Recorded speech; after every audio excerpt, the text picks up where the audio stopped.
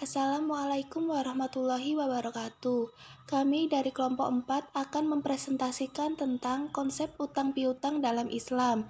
Nama anggota kelompok 4 yang pertama ada Ariyanti Pratiwi, yang kedua ada Erisa Gina Ferdiana, yang ketiga ada Mima Saumi, yang keempat ada Firda Gusti Ayu, dan yang kelima ada Nur Aziza.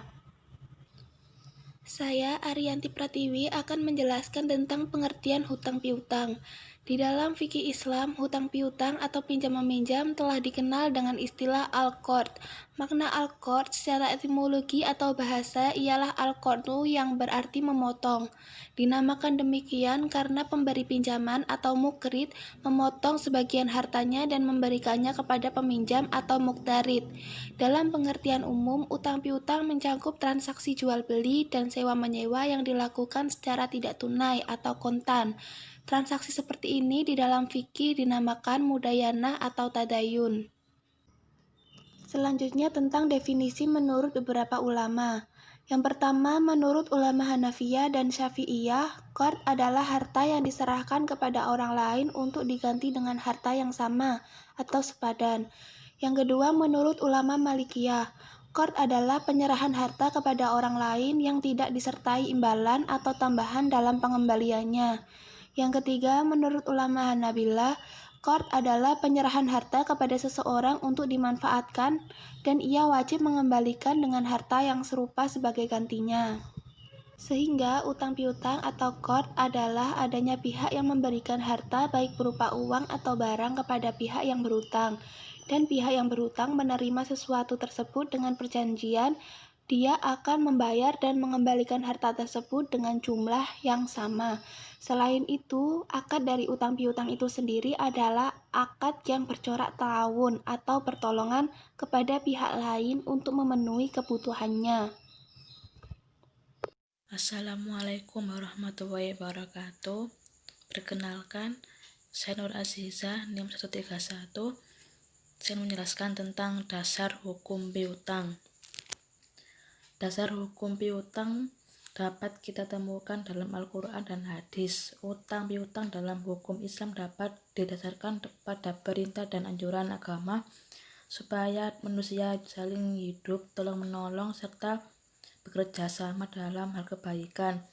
Dalam transaksi utang piutang terdapat nilai luhur yang tinggi, yaitu perintah tolong-menolong dalam kebaikan pada akhirnya, yaitu pemberian utang seseorang haruslah dengan niat yang tulus untuk beribadah kepada Allah Subhanahu wa Ta'ala.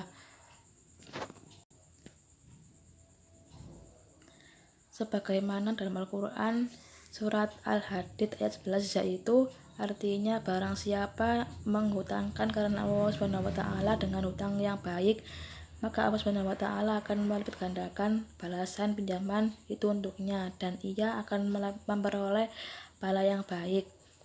Ayat di atas menggambarkan bahwasannya Allah Subhanahu wa Ta'ala mendorong umat Islam agar berlomba-lomba dalam hal kebaikan, terutama dalam hal menafkahnya hartanya di dalam Allah Subhanahu wa Ta'ala, dan kemudian akan diganti dengan balasan yang berlipat-lipat kebaikannya. Hadis dasar hukum utang piutang yaitu artinya dalam Ibnu Mas'ud bahwa Rasulullah SAW bersabda, tidaklah seorang muslim memberi pinjaman kepada seseorang muslim yang lain sebanyak 2 kali, melainkan pinjaman itu sebagai sedekah 1 kali. HR Ibnu Majah. Dari ayat Al-Quran dan hadis di atas dapat digunakan dan digambarkan bahwasannya utang piutang itu diperbolehkan dan dianjurkan, dan Allah Subhanahu wa Ta'ala pasti akan memberikan balasan berlipat-lipat bagi seseorang. Memberikan balasan berlipat-lipat bagi seseorang yang berkenan memberikan utang kepada saudaranya yang membutuhkan. Dan untuk orang yang berutang dengan niat yang baik, maka Allah pun akan menolongnya sampai utang tersebut dibayarkan. Hukumnya haram jika meminjamkan uang untuk maksiat atau perbuatan makruh, misalnya untuk membeli narkoba atau yang lainnya. Dan hukumnya boleh jika untuk menambah modal usahanya, karena berambisi mendapatkan keuntungan yang besar, dan diharamkan pula bagi pemberi utang mensyaratkan tambahan pada waktu pengembalian utang, karena itu termasuk riba. Utang tersebut dimaksudkan untuk mengasihi manusia dan menolong mereka menghadapi berbagai urusan, bukan untuk mencari keuntungan atau untuk mengeksploitasi orang lain. Assalamualaikum warahmatullahi wabarakatuh. Nama saya Elisa Hina. Di sini saya akan menjelaskan tentang rukun dan syarat utang piutang. Dalam utang piutang terdapat pula rukun dan syarat-syarat seperti akad-akad yang lain dalam muamalah. Adapun rukun dan syarat utang piutang sendiri ada 3, yakni akid, ma'qud alaih, sighat al-akad. Akid atau orang yang berutang piutang. Akid yaitu orang yang berutang piutang yang terdiri dari mukrid atau pemberi utang dan muktarid atau penerima utang. Syarat-syarat yang harus dimiliki adalah sebagai berikut. Yang pertama, orang tersebut telah sampai umur atau telah dewasa. Yang kedua, berakal sehat. Yang ketiga, orang tersebut mau dan bisa berpikir. Ma'qud alaih. Ma'qud alaih yaitu barang atau objek yang diutangkan. Perjanjian dianggap terjadi apabila terdapat objek yang menjadi tujuan diadakannya utang piutang. Objeknya merupakan benda bernilai yang mempunyai persamaan dan penggunaannya mengakibatkan musnahnya benda utang. Syarat-syarat objeknya adalah dapat dimiliki, dapat diserahkan kepada pihak yang berutang, telah ada pada waktu perjanjian dilakukan. Ijab dan qabul atau sighat al-akad.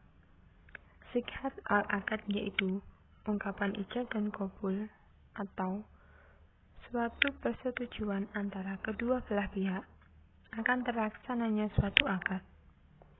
Sighat akan dinyatakan melalui ijab dan qabul sebagai berikut. Pertama, tujuan akad harus jelas dan dapat dipahami. Yang kedua, antara ijab dan qabul harus ada kesesuaian. Yang ketiga, pernyataan ijab dan qabul harus sesuai dengan kehendak masing-masing dan tidak boleh ada yang meragukan. Syarat-syarat yang harus dipenuhi dalam akad. Yang pertama, besarnya pinjaman harus diketahui takaran atau jumlahnya. Yang kedua, sifat pinjaman harus diketahui jika dalam bentuk hewan. Yang ketiga, pinjaman berasal dari orang yang layak dimintai pinjaman.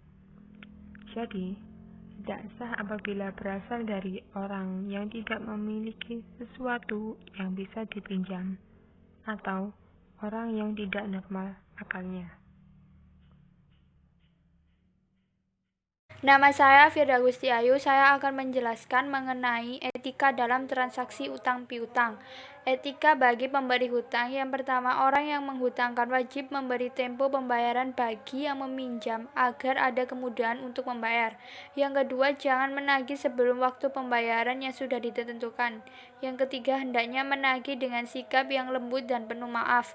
Yang keempat, memberikan penangguhan waktu kepada orang yang sedang kesulitan dalam melunasi hutangnya setelah jatuh tempo. Yang kelima, pemberi hutang tidak boleh mengambil keuntungan atau manfaat dari orang yang berhutang dalam bentuk apapun.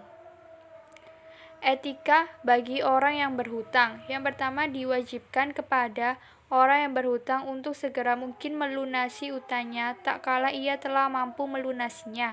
Yang kedua, berhutang dengan niat baik dalam arti berhutang tidak untuk tujuan yang buruk atau seperti berhutang untuk foya-foya. Yang ketiga, jika terjadi keterlambatan karena kesulitan keuangan, hendaknya orang yang berhutang memberitahukan kepada orang yang memberi hutang. Nama saya Bima Saumi. Saya akan bahas tentang berakhirnya akad utang piutang. Berakhirnya akad utang piutang terjadi apabila pada saat objek akad atau qorot pada muktarik atau orang yang meminjam telah diserahkan atau dikembalikan kepada mukrik pembeli pinjaman sebesar pokok pinjaman pada jatuh tempo atau waktu yang telah disepakati di awal perjanjian. Dan pengembalian qorood hendaknya dilakukan di tempat terjadinya akad qorood itu berlangsung. Tetapi apabila si mukrik atau kreditor meminta pengembalian qorood di tempat yang ia kehendaki, maka diperbolehkan selama tidak menyulitkan si muktarik atau debitur. Akad utang piutang atau qorood juga berakhir apabila dibatalkan oleh pihak-pihak yang karena alasan tertentu. Dan apabila mutarik orang yang berhutang meninggal dunia, maka qorood atau pinjaman yang telah dilunasi menjadi tanggung jawab warisnya. Jadi apabila ahli warisnya kewajiban melunasi hutang tersebut, tapi qorood atau dianggap lunas atau berakhirnya jika si mukrik pemberi pinjaman menghapus hutang tersebut dan menganggapnya lunas. Sedangkan menurut Undang-Undang Perdata Hukum Indonesia, cara penghapusan akad perikatan utang piutang: 1. Pembayaran hutang. Yang kedua, penawaran pembayaran tunai diikuti dengan penyimpanan atau konsinyasi. Yang ketiga, pembayaran hutang adalah perjanjian antara kreditur dengan debitur di mana perikatan yang sudah ada dihapuskan dan kemudian dibentuk perikatan yang baru. Yang keempat, yaitu perjumpaan utang atau konsekuensi, di mana pihak A dan pihak B saling memiliki hutang. Contohnya, pihak A memiliki hutang pada pihak B sebesar 500.000 dan pihak B juga memiliki hutang kepada pihak A sebesar 500.000. Jadi impas akibat sama-sama memiliki hutang. Selanjutnya yaitu percampuran hutang akibat pernikahan. Dan yang keenam, pembebasan hutang, yaitu pernyataan sepihak dari kreditur kepada debitur dibebaskan dari hutang piutangnya. Yang ketujuh, musnahnya barang terhutang. Musnahnya barang tersebut bukan karena kelalaian debitur. Debitur belum lalai menyerahkan kepada kreditor. 8. Pembatalan perjanjian batal demi hukum. Misalnya suatu perjanjian yang dibuat oleh seseorang yang belum dewasa atau belum cakap hukum. Yang 9. Berlakunya syarat batal, artinya syarat yang bila dipenuhi akan menghapuskan perjanjian dan membawa segala sesuatu keadaan seperti semula. Yang 10. Lewatnya waktu atau daluarsa. Daluarsa adalah suatu alat untuk memperoleh suatu atau untuk dibebaskan dari suatu perikatan dengan lewatnya suatu waktu tertentu atas persyaratan yang telah ditentukan undang-undang. Sekian dari presentasi kelompok kami. Apabila ada kesalahan kata mohon dimaafkan.